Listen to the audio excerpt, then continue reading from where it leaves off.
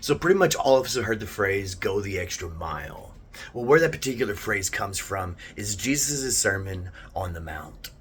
In Matthew 5, verse 41, and this is from the New Living Translation, Jesus says, if a soldier demands you carry his gear for a mile, carry it for 2 miles. You see, back in those days, there was a law where Roman soldiers could force Jewish male citizens to carry their gear for up to a mile.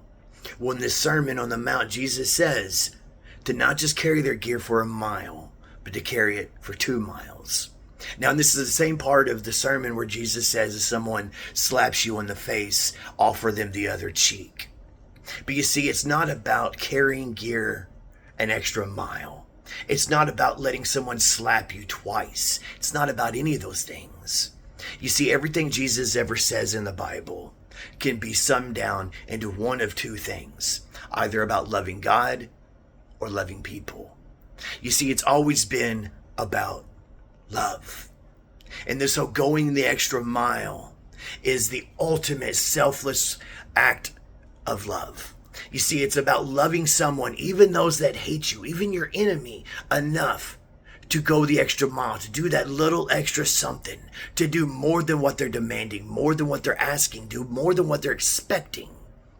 Because when you love someone enough, even those that hate you, when you love them enough to do more than what they're expecting, that makes them start asking questions. And when they start asking these questions, why? Why are they doing this for me? Why are they acting like this? Why are they showing this kind of compassion and love to me? When those questions start coming up and they can't come up with any other answer other than Jesus, it starts opening doors and it starts introducing them to a Christ that unfortunately a lot of churches aren't teaching. It starts introducing them to a Christ that loves them unconditionally. No matter who they are, what they've done, where they're from, a Christ that loves them regardless, unconditionally.